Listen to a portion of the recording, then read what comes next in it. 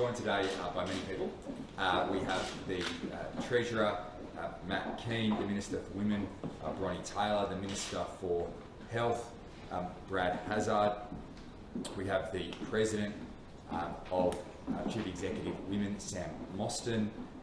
We also have the Founder and CEO of Super Rewards, Pascal Hellier-Moret, who will speak to us today about our new program which we are launching. And in addition to that, we have Dr. Jeremy McAnulty to provide a public health update. And that's it. Okay, so I'll begin by saying I think what a great day it is here in New South Wales, and I really do believe we are back on the front foot. If we look over the course of the weekend, activities returning, cafes are busy, restaurants are pumping, even here in the CBD on the weekend, Pitt Street Mall was bustling, and that is a great thing for our state. And I want to thank every person right across New South Wales for the continuous effort and sacrifices they are making. We are in this strong position because everything we've done over 2 years, those sacrifices, those efforts, the efforts in relation to vaccination, having one of the highest vaccination rates, not just in this country but around the world, has ensured that our state, from a health perspective, in a strong position. That then translates into a strong economic response as well. So can I thank everybody for that? I'll talk about boosters in a few moments, but once again, we need to continue that concerted effort to get boosted, because all the evidence is very clear that boosters, not just here in New South Wales, but around Australia and around the world, are key to keeping you safe and having less severe symptoms with the virus in front of us. So it's great to see that many people are out and about, but there's still more work to do. So today, the Treasurer and myself have launched the Sydney Summit #3. And when something works, you keep doing it. That's exactly what we're doing here in our state. Following the outbreak during Alpha and then Delta, we held these summits in Sydney, bringing together business leaders, small business owners, large business owners, corporations, the council, the mayor, who all came together and worked through initiatives to bring life back into the CBD. And that's going to be incredibly important again as we move through to the end of February, when restrictions are eased, when people come back to the city. We want to ensure that we bounce back better, that there's a very strong response here in the Sydney CBD, just like we saw last year. And we should all have confidence in what we saw last year following difficult times, that New South Wales came back stronger. These summits make a real difference. It's not just governments that have the best ideas, and we're seeing that today when I'll speak about the Women's Economic Opportunity Review. Governments play a role, but it's also the role of governments to listen to people outside government, to hear new ideas, to hear fresh ideas in relation to what we can implement to make things better. And we certainly saw that in terms of some of the restrictions that were lifted in terms of al fresco dining last year in the Sydney CBD, and a whole range of festivals and events in partnership with the local council, some change the council made to make the city easier to wine and dine and enjoy the best that our city and state has to offer. And to help with that, as you know, we've launched the parents vouchers today, $250 in vouchers for accommodation and tourism. I want to thank parents, particularly for the homeschooling sacrifices they've made over the last 2 years. I think the return to school, both here and in Victoria, has gone incredibly successfully over the last week. I've said there'll be bumps along the road. I know already there are children who have had to isolate, teachers who have had to isolate, but we can't let perfection be the enemy of the good. We had the teachers' union out numerous times, not teachers' union, sorry, they're actually quite supportive. The doctors' union saying the kids should be back in the classroom. Well, they are wrong. They've been proven to be wrong. The most important place where our kids can be is in the classroom, learning, playing with their friends, having that interaction, not just for their social outcomes, but also for their mental health outcomes as well. I want to thank all of our teachers across the state for the work they've done in ensuring that it's been as smooth sailing as possible. I accept that it won't necessarily all be easy, but in the main, it has gone incredibly well. And I want to thank parents for their patience for continuing to do those rapid antigen tests. I know they're annoying. I'm doing them myself. It's incredibly painful, but we're getting through it, and the kids are loving being back in the classroom. So we've got that's in place for the next few weeks. So I just want to ask you to continue that effort as we move through. Today, as has been reported, we are launching our Women's Economic Opportunity Review Panel, which is being chaired by Sam Mostyn. I want to thank the Treasurer and the Minister for Women for their work in this space. There are a number of areas that we'll be looking at addressing that will assist the government in formulating policy in the lead up to this year's budget, but also beyond that. This is about long-term strategic policy thinking, which will look at a range of issues to assist women in terms of entering the workforce, re-entering and staying in the workforce as we move forward. And we know in a modern world that many of the policy objectives that we've had over the past are not set for where we are today. And looking at areas like superannuation, like pay parity, like before and after school care and early childhood education and childcare. These are issues that have not been looked at for a substantial period of time. And in fact, what we have seen with different levels and layers of responsibility from a federal and state level, that they are not looked at in a way that actually drives better outcomes for women and for families across our state. I've spoken in the past about the importance and where we would, from a state perspective, look at our responsibilities in the area of childcare. We are very happy to take it over. Obviously, there's a financial cost to that, and that would need to be worked out. But the reason we say that is because from long day care to before and after school care to early child education to childcare, it's an absolute dog's breakfast. And when that occurs, you don't get the best policy outcomes that support women and that support families across the state. So I believe the initiative from the Minister for Women and the Treasurer today, getting some of the best and brightest minds across our state to look at how we can empower and provide better opportunities for women in balancing work and family life and having better opportunities in the workplace when it comes to pay, when it comes to superannuation. These are areas governments need to look at, not just for the short term, but for the long term as well. So I'm very much looking forward to the outcomes that the panel provides to the government. This is exactly what good government should be doing. Yes, we get advice from the public sector, but we need to go out on the coalface, see where those challenges are, and look at innovative and new ways of doing things. There's no reason, for example, when we talk about schooling, that the time for school, the school hours are 9 till 3. That was set up at a very, very different time in life. And we are a government that we're looking always at better ways of doing things, of thinking outside the box and striking new direction moving forward. And I'm very confident this panel will provide great advice to myself as Premier, the Minister for Women, and the Treasurer as we lead into the budget, and importantly beyond. This is not just about the budget in terms of the short term, this is about long-term policy plays that we can work towards at a state level and also engage our federal counterparts in looking at better ways of doing things. But I can tell you this, you're not going to get better outcomes if you have different layers of government having responsibility across the whole area, because no one ends up being responsible. There is no synergies that are in place. And if no one is responsible, then what happens is you do not get the outcomes that will help working mums and dads across the state. So I'm very pleased to announce this review today. Finally, boosters. We say in every press conference, I want to reiterate this message today. If it has been 3 months since your second dose vaccination, or you've had COVID, between 4 and 6 weeks, please go and receive that booster shot. We're, I think, tick below 48%, 47.8% today in those of the eligible population who have received a booster. I was out with Minister Hazzard yesterday at our Homebush vaccination hub. We met people who had made a booking in the morning and were there by the afternoon. The queues outside those centres have dissipated. There is significant opportunity for people to come to one of our 40 hubs across our state, or in addition to that, making that appointment through your GP or through your pharmacist. I know people have made efforts for 2 years, significant sacrifices for 2 years.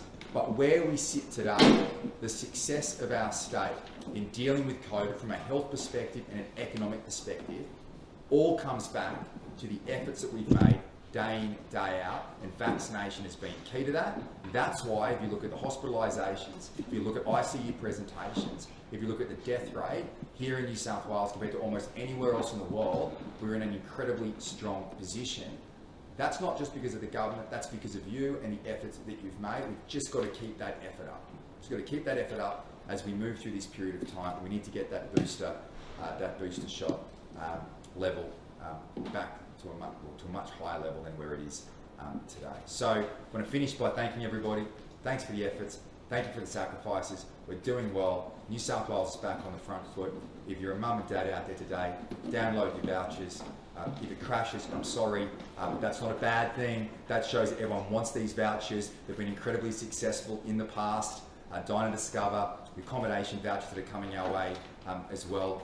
Please go out and use these vouchers. It's important in terms of putting downward pressure on household budgets. We want to support families across the state. We said it's a government that puts families first. It's exactly the approach we're taking. But importantly, please also support those businesses that have been doing it tough. Accommodation, tourism, get out and about and enjoy the best that Sydney and New South Wales has to offer. I am now going to pass it to the Minister for Women, I'm sure, Warren Taylor.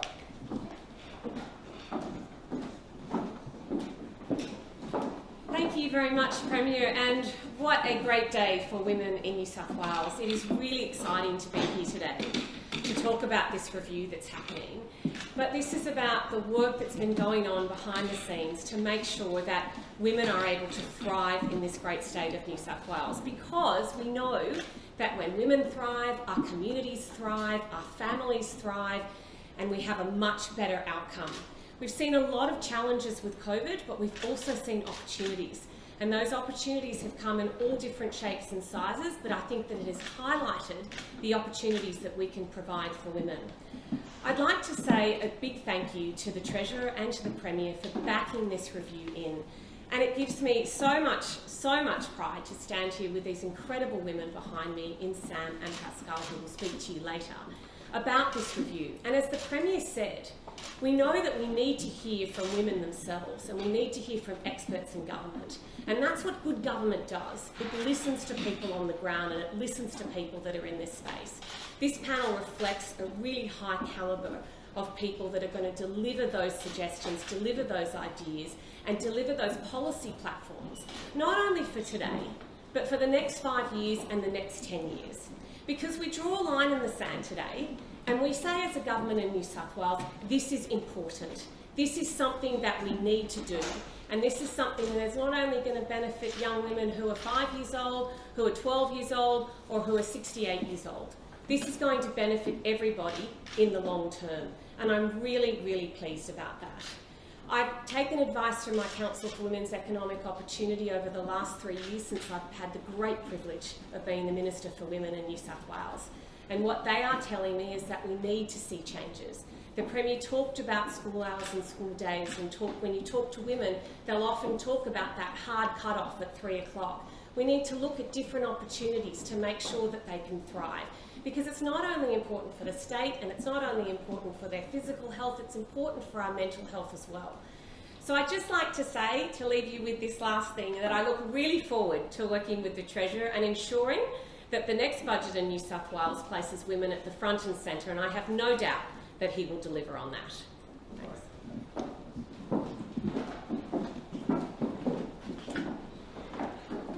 Well, thank you, Minister Taylor. Can I thank Stone and Chalk for hosting us here today. I'm delighted to be here today to announce our review into creating economic opportunities for women here in New South Wales. What's clear is that women's ability to participate and thrive in the New South Wales economy is not the same as it is for men in this state. That is not acceptable in 21st century New South Wales. Women's participation rate in New South Wales is 9% lower than their male counterparts. When women retire from their jobs, their superannuation balances are 2/3 what it is for their male counterparts. And we know that women only make up 1/3 of directors on our ASX listed companies. Now, the women I speak to, the women of my generation, they're frustrated that they're the only female that often walks into a room in the workplace. They're frustrated that their ideas are overlooked compared to their male counterparts. They're frustrated that too often they have to choose between having a family and having a career in a way that men don't have to think about. That is not acceptable. We know that this is not just the right thing to do for our society, it's the right thing to do for our economy. We know that in New South Wales, that if we lift the female participation rate to that of male participation rate, we will see our economy 8% larger by 2060, and it will lift household incomes on average by $22,000 per household per annum. That is a huge step change. So again, this is not just the right thing to do by our society, this is the right thing to do by our economy. So today, I'm very proud to be announcing an outstanding trailblazer when it comes to women's participation, women's economic opportunity in the brilliant Sam Mostyn. Sam will be heading the expert panel that will guide Treasury in putting together the package that will shape our budget this June. The focus of this review will be ensuring that women can stay, enter and re-enter the workforce. It will also focus on ensuring that when they are in the workforce, they will get a better experience than what they've had in the past. And that's why we're looking at things like the gender pay gap, supporting women's leadership and empowering our female entrepreneurs. In addition to that, the review will focus on early childhood education. We know that many women, particularly in their 30s, drop out of the labour force as many make the choice to raise a family. We want to make sure that no woman should have to choose between having a family and having a career. That's why early childhood education is going to be a key part of this focus. It's not just about ensuring that women are able to reach their potential, it's also about ensuring that our kids are able to reach their potential. We know that the investment that we make in kids under 5 will enable them to thrive for the whole of their lives. So this will also see a long-term productivity benefit delivered for our entire economy, not just here in New South Wales, but indeed right across the country. So I'm excited about this review. I'm thrilled that Sam Mostyn has taken on this challenge, and I'm looking forward to delivering a comprehensive women's economic package as part of our budget, which will be shaped by a diverse range of experienced voices that will ensure that New South Wales is the best place for women to live, to work and to raise a family. This is not just about fairness, this is about the prosperity of everyone in this state, and I want to make sure that under a Perrottet government, New South Wales leads the way. I'll now hand over to Sam Mostyn to say a few words about her role on the review.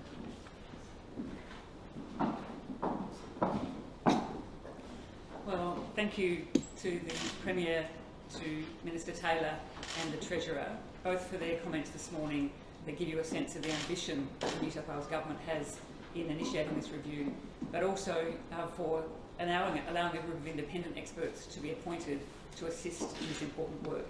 When the Treasurer rang me to ask me if I would consider chairing this expert panel, he said he wanted us to be bold and brave.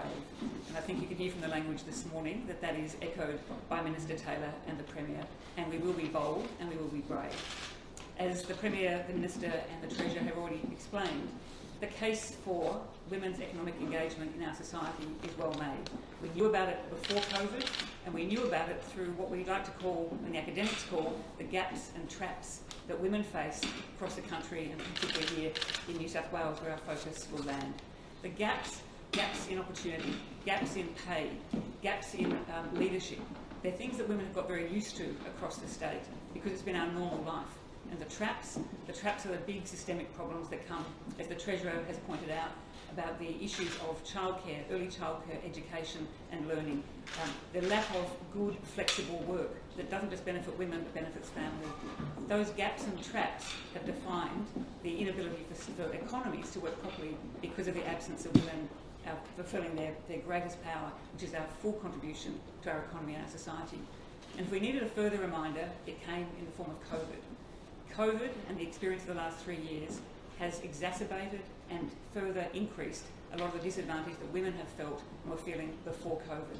So to be approached by a Treasurer, backed by a Premier and the Minister for Women and the Minister for Education here in New South Wales, I couldn't say no. The panellists we chose as our expert panel were all delighted to join, We're very clear we are not a fully representative panel.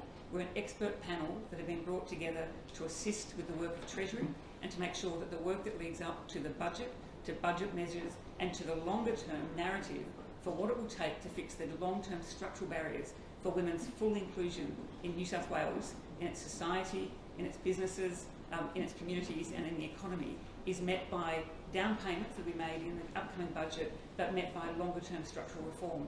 And I have the confidence with the way in which the panel has been set up and the way in which the review has been constructed that the work we'll do in the short term for the budget will reflect a strong budget that supports women all around the state in all of the areas you've already heard about, but will not let go of a narrative that says across New South Wales, across the next decade, formal work to be done on the structural disadvantages that women face that will be seen in broader policy and budgets to come. The last thing I'd just like to say is that one of our panel members, Maha Abdo, who's the Chief Executive of Muslim Women Australia, pointed out in our first meeting that we were able to have just recently that it's her ambition for us as an expert panel to ensure that the budget and the policies that affect women across this state reflect an ideal and a process by which every woman's voice across the state is both heard and that women are seen wherever they are, wherever they sit in New South Wales, not just in the cities but the regions, in the suburbs and whatever they are choosing to do to be contributors to our great state.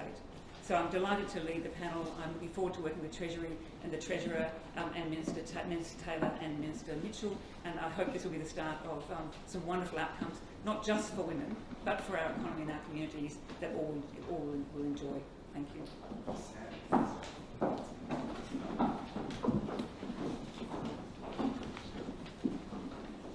On behalf of Super Awards, I welcome this review and thank all involved in its genesis. The challenges facing women from an economic and equality perspective are persistent and daunting. 12 years ago, Australia ranked 15th compared to other countries when measured on different facets of equality: economic security, political participation, etc. Now we rank 45th.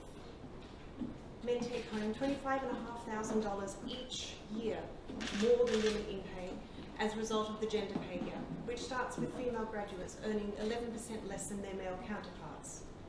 The fastest growing demographic of homeless people is the older women. Women retire with only enough money for 5 years of retirement, and that's a modest retirement, but they live another 15 years after that. But it isn't any wonder. As a nation, this economic disadvantage starts early. We pay our daughters 27% less pocket money than we pay our sons.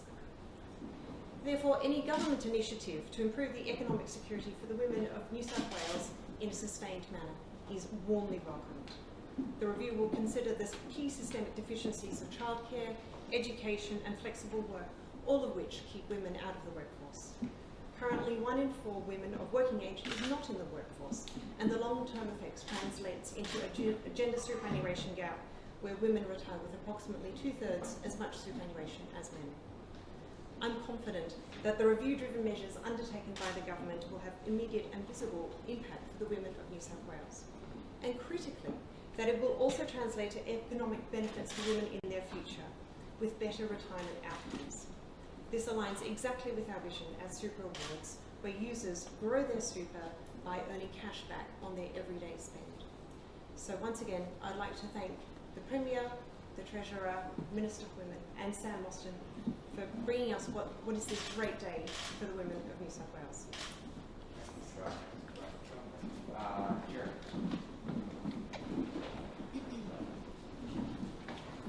Good morning, and good morning, Premier, and good morning, everyone. I'm here to give an update on the COVID public health situation for New South Wales.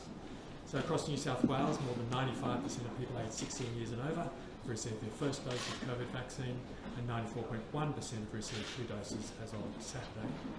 Of children aged 12 to 15 years, 83.4% have received their first dose, and 78.7% have received 2 doses. Of children aged 5 to 11, 43.1% have received their first dose, and of people aged 16 and over, 43.8% have now received a 3rd dose of vaccine. Sadly, we're reporting the deaths of 14 people today who had been diagnosed with COVID, 9 men and 5 women. Of the 14 people who died, 1 person was in their 40s, 1 person in their 50s, 2 were in their 60s, 5 were in their 70s, 3 were in their 80s, and 2 people were in their 90s. 2 people who died who were under 65. These 2 men were not vaccinated and had significant underlying health conditions. Of the 14 people who died, 2 people had received 3 doses of the COVID vaccine, 7 had received 2 doses, 1 had received 1 dose, and 4 had not been vaccinated. We'd like to express our sincere condolences to the family and loved ones of the people who've died. There are currently 2,099 people with COVID admitted to hospital in New South Wales, including 137 people in intensive care, 60 of whom are ventilated. In terms of testing numbers, there were 7,437 positive test results notified in 24 hours to 4 o'clock yesterday, including 3,917 from rapid antigen tests and 3,520 from positive PCR tests. Thanks very much.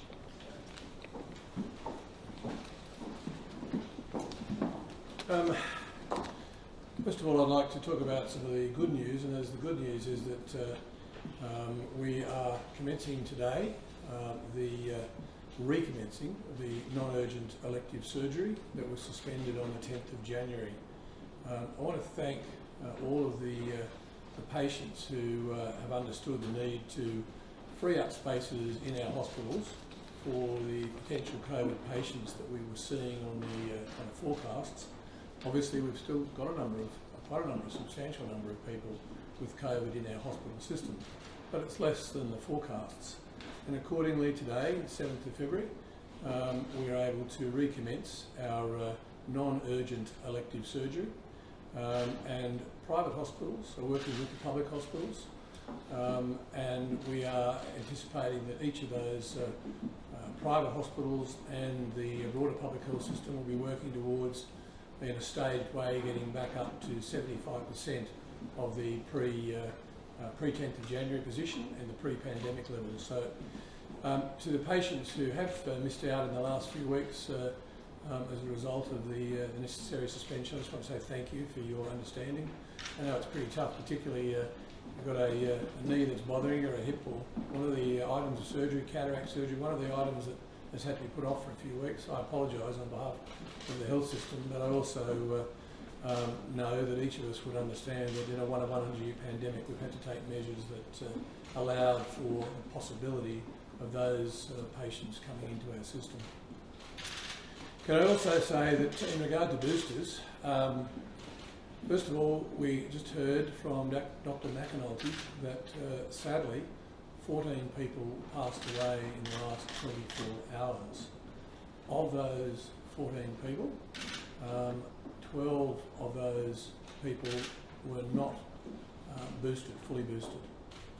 Now, I'm sure we all care and have concern for the families and the friends of those people who've passed away, and I certainly express my condolences and sympathy to the family and friends of those 14 people. But I would say we all have an obligation. We all have an obligation here to remind our friends and our family of the importance of going and getting boosted. We know that you are far less likely to end up with serious illness, far less likely to have it transmitted to you or to transmit to someone else, far less likely to end up in ICU, far less likely to die. So I would encourage each of us to be ambassadors for the goal of getting everybody boosted. Please go out and tell your family and tell your friends to get boosted. It will keep us all that much safer. Obviously, to the broader community, can I just say, we managed to do it so well in New South Wales. We really have led the country. We've led most of the world in getting to have almost 95% of people double vaccinated, and that was incredible. But we're still sitting around about 45% of people who have had the booster. So there's a missing 50%. I would just say to each of those people, go and book in for your booster now.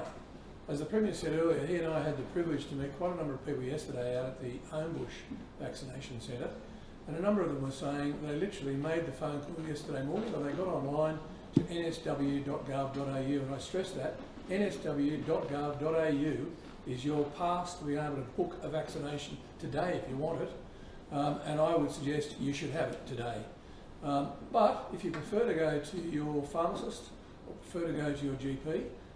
They're fairly busy at this time of the year. It might take 2 or 3 weeks. That's your choice.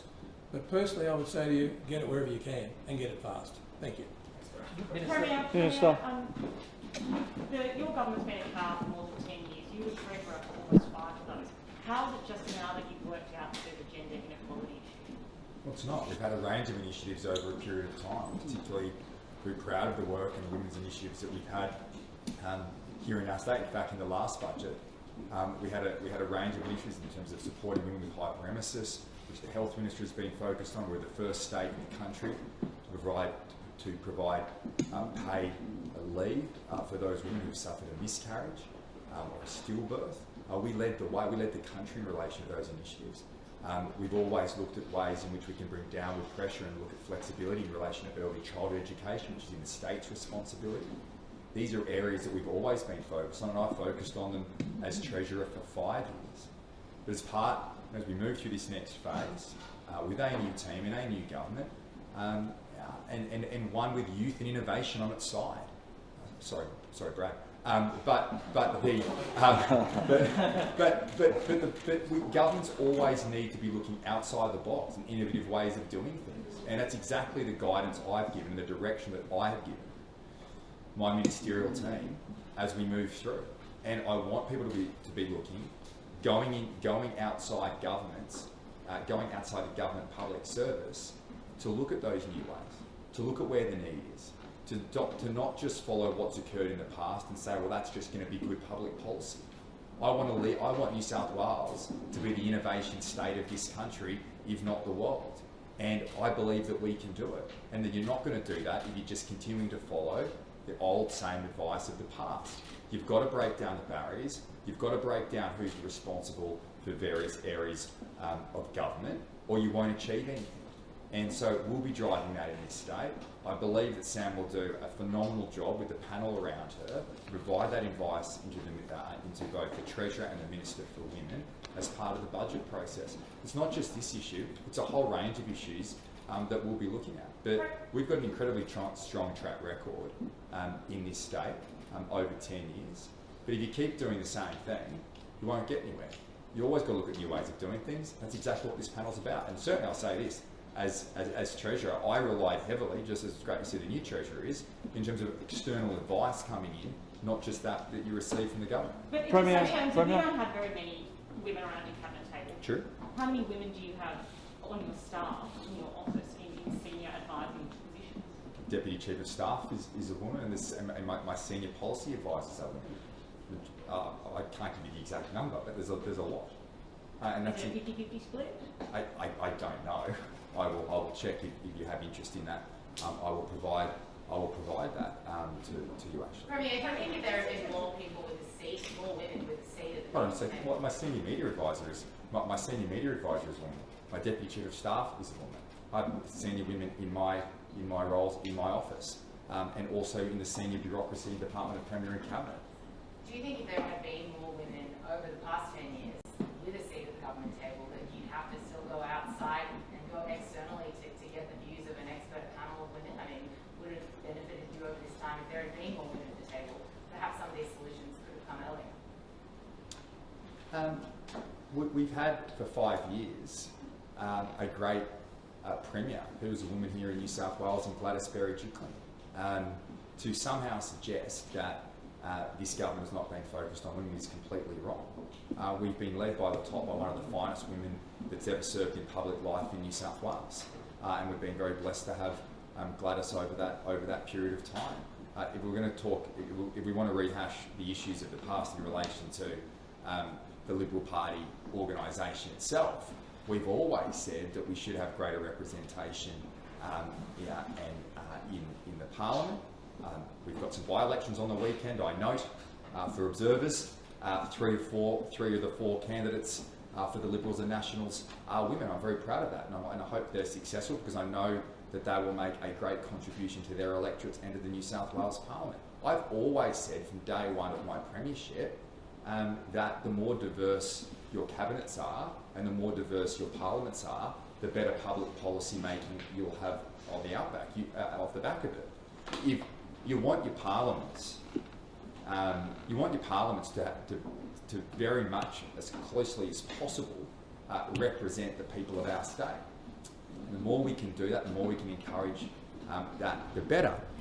But where I sit as Premier, my job, and whether it's in relation to women's issues or a whole range of issues, is to think innovatively and look at better ways of doing things. There's no doubt, whilst you're in public life, you don't get. It's a significant privilege and opportunity to serve in these roles. And while you're here, you want to make a difference. And I've seen through many governments the same old tired policies come through. Now, I think our government has an incredibly strong track record across the board in a whole range of areas. But the initiative today, I think, goes alongside past initiatives of this government in looking outside the box and setting up expert panels to provide advice to the government for better public policy thinking. And the Treasurer, to his credit, is following the same suit. We had, when I was Treasurer for 5 years, a whole range of initiatives, a whole range of think tanks, a whole range of policy panels that came through to provide advice that was outside the box. I've spoken previously about the school hours. I've spoken previously just late last year in relation to the challenges of early child education and childcare and family policy. I've said from the outset as Premier of this state that I want to be a Premier for families. That's mums and dads. That's ensuring that New South Wales is the best place for women to work, to run a business and to raise a family. And that's true for all families. That's what we want. We want to have economic empowerment. We want to look at new ways of doing things. The world is moving fast. The world today is very different to what it was when we came to office in 2011. And I think if you look around the country, I believe that our government will lead an innovation revolution in our state that will break down barriers, that probably makes it a little bit uncomfortable at times. But if we don't move, governments are always slow, just the nature of the beast. But we shouldn't just be fast followers, we should lead the way, and I believe that's the government that we have here in our state. Premier, you said today, Premier. You rightly pointed to the school day and school hours as a problem and an economic barrier for women. What is your plan to change that? Because obviously, it's also, you've also got to balance educational outcomes with, children being at school for a longer day. What's the plan? Well, we're already trialling, and the Education Minister is trialling in certain schools changes to the school hours. Is already reaching out to schools in relation to that, being part of that trial. It's not something you obviously can... When something's been the same way for I don't know how long, decades on decades on decades. I mean, the world in the 1950s is very different the world in the 1950s is very different to the world that we live in today. And you can't just overturn that overnight. What you need to do as a government is to trial new things, to look at new ways of doing things, to set up panels like the Treasurer and the Minister for Women have done today, to look outside the box. As Sam Mostyn has said, to be bold and brave. I don't want small little tweaking around the edge policy ideas. I want revolutionary ideas that trailblaze a new approach for our state when it comes to women's issues and also supporting families across New South Wales. I've said from the start, this is going to be a government focused on families, focused on parents, focused on household budgets and continuing that strong infrastructure investment of this state. That might mean we might make mistakes from time to time. Doesn't bother me. I want to make sure we look outside the box, we try new things. You can't just do that across the board. You've got to trial them. You've got to receive feedback and take the community with you. This panel today that has been established will come up with ideas, and the government will look closely at every single one of them. What we can do, we will. Premier, on those trials. Family vouchers, is there any concern about people who aren't eligible accessing them? How does the app know whether or not I have school-aged children? Because you've got to register that. We've always had with every one of those vouchers checks and balances in place. That's the case with this one as well. I tried to do it this morning, but it was down because everyone was getting on there to get their vouchers. I'm sure I've spoken to the Customer Service Minister and it's going to be back up very shortly. So I know there's a lot of interest out there to get it, and that's important because cost of living, household budgets and putting downward pressure is something this government is completely focused on. And no one has done more to put downward pressure on household budgets than this government. And through all those initiatives for families, whether it's our first lap swimming program, whether it's our Dine and Discover vouchers, whether it's our parents vouchers we've launched today, our accommodation vouchers that are coming up soon, our Friday lunch vouchers to reinvigorate the Sydney CBD and the Parramatta CBD are soon to come on board. But the checks and balances are in place to ensure that through your Service New South Wales app, where your personal details are registered, clearly, if you're not a parent, you can't get a parent voucher. On trial. Surgery. Yeah, Thank you. We've been talking to doctors and surgeons who believe that we should go back as soon as possible to elective surgery pre-COVID levels, so back to 100%. When are we likely to hear the next announcement on when it's going to be scaled up once again? Well, as soon as possible. I want to see non-urgent elective surgery back in all hospitals as soon as we can. As Treasurer, over the last 2 years, it was a real focus of ours when you had the Alpha outbreak, the Delta outbreak, and at both those points in time, we had to suspend non-urgent elective surgery, just like every other state around the country. And each time we did that, we invested significant amounts to bring back that non-urgent elective surgery as quickly as possible. I was down in Wagga Wagga in December at Wagga Wagga Base Hospital, and they got the backlog. They were able to achieve the removal of that non-urgent elective surgery backlog to zero, I think, very, very quickly, and led the entire state. So I know our hospital system is under pressure. When we suspended the non-urgent elective surgery in December last year, was it January? Was it January or December? When did we suspend it? January? January 10. When we suspended non-urgent elective surgery on January 10 this year, we planned on that being suspended based on the modelling that we had received until mid-February. Now we're able to bring that forward, and where we can bring further non-urgent elective surgery forward in our public hospitals, we will do that as well. Obviously, I'll take the health advice in relation to that matter, and as quickly as we can, we will. But I'll note this point, that no other state has been able to bring back that non-urgent elective surgery outside of New South Wales. Why? Because we've invested strongly in our system, in our public health system here in our state.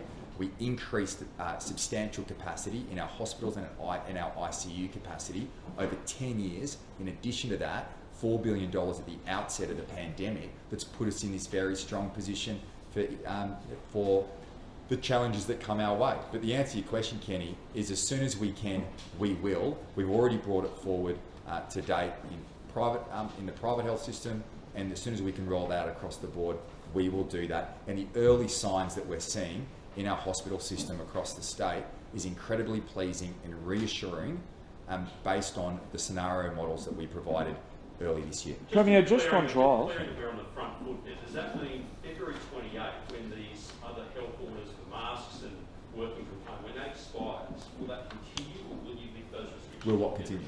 The mask rules, for instance, or the mandate to work from home. So we would say that we're on track. We rolled those restrictions over from January 27 to February 27. We did so to take a precautionary approach as we were moving through the Omicron wave.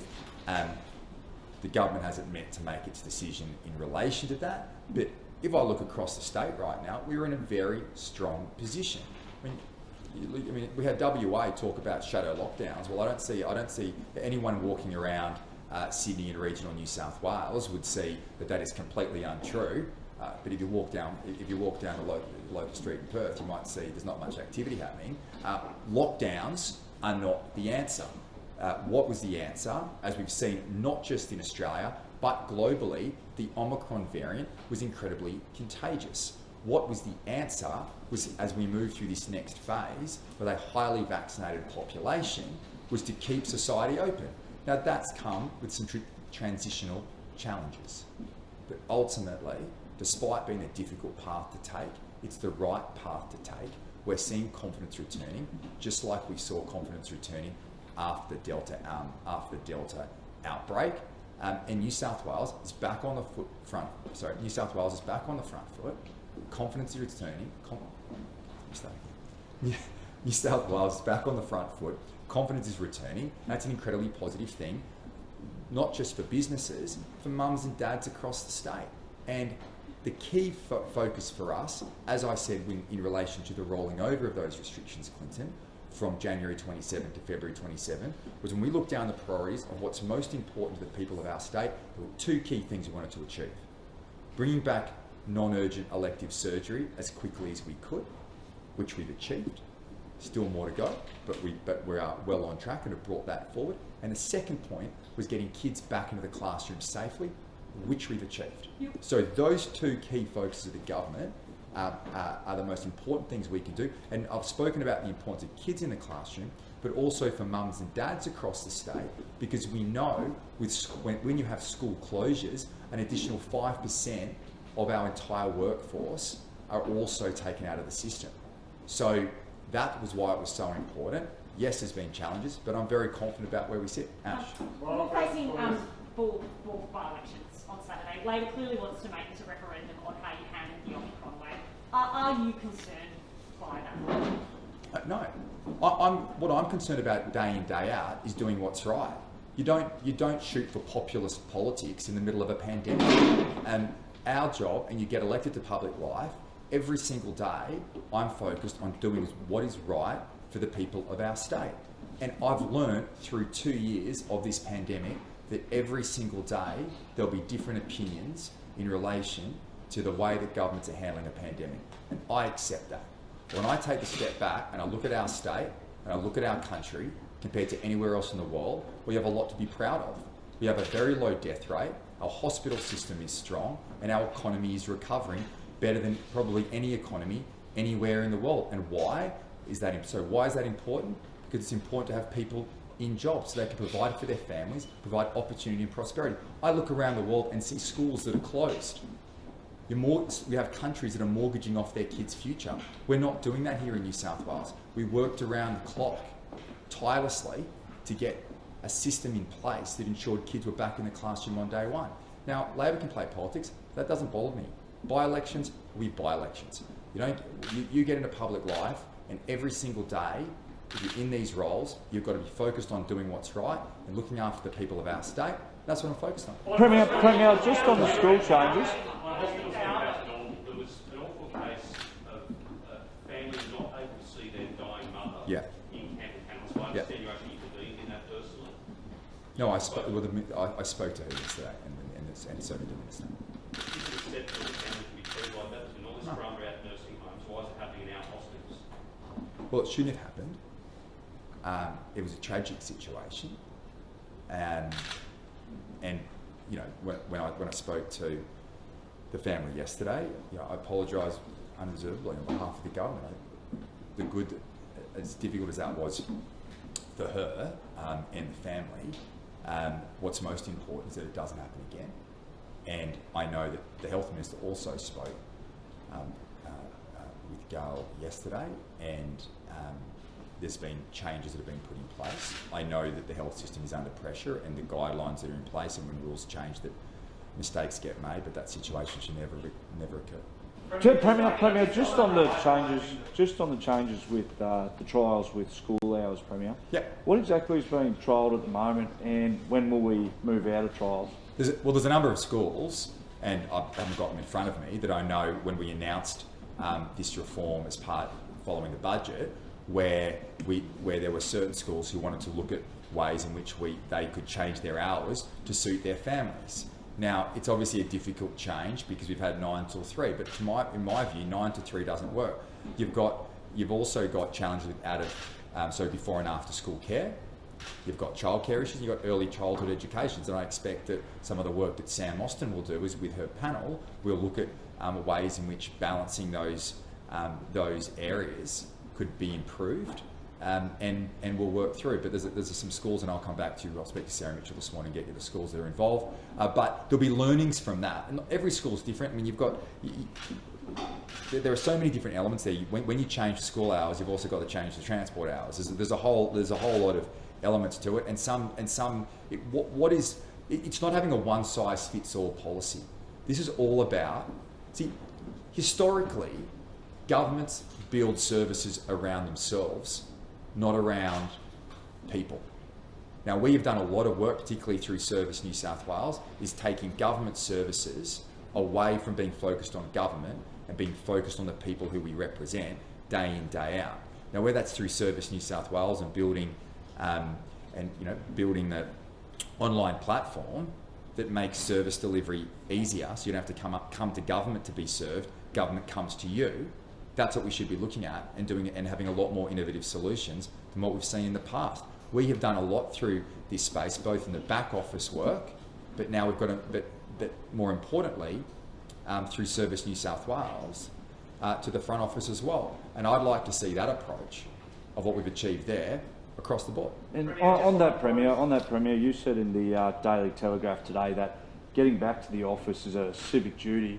Will your government encourage its public servants back in the office? We did that last time. We did that last time.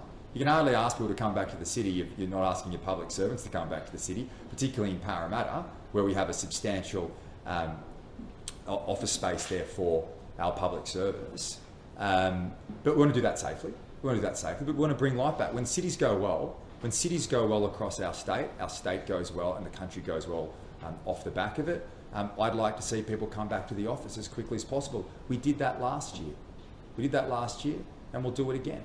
And I'm completely confident because I know what works. I know it worked last time, and it'll work again. Premier, when do you want people to come back to the office? Because at the moment, the government's strong advice to people, and pointing from your media release, people are encouraged to continue to work from home where possible. And that's when will that advice change? Well, that's in place until February 27, and that's why the summit, which we've called today, is in advance of that. Because what I want to see is that you have the ideas on the table, and when we do make those changes, we're ready to go. And it was incredibly successful. And I know our government's had issues with in the past, the City of Sydney Council. We don't always see eye to eye, but I tell you this, the constructive relationship that I've had with the Lord Mayor Clover Moore during this period of time, I believe has really helped our city. Because working together, council and state government, in driving better outcomes, and in partnership, shared funding, being innovative, sharing ideas, has resulted in a booming city off the back of lockdowns. Now what we're going to see is the same thing happen again. I work incredibly closely with the Mayor and the local member, Alex Greenwich. It's a partnership between business, the public service, to get those outcomes, but you don't wait. Poor governments wait until you make the change. Good governments get in front of the curve. That's exactly what we're doing. We'll have this summit on Friday, so I'm confident as those restrictions are lifted, we're ready to go, and it's boom time back in Sydney. Will that be though at the end of the month? Well, I'm not going to give a running commentary on that point. What I'd say is that is the date we've set being the 27th of February. Everything's going well.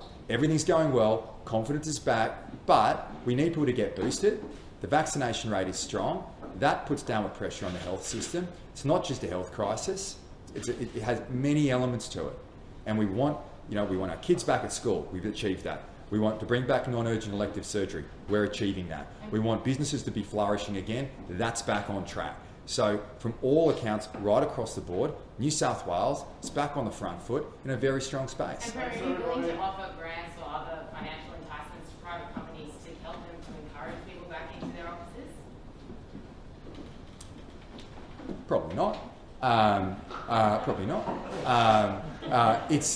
These are taxpayer dollars.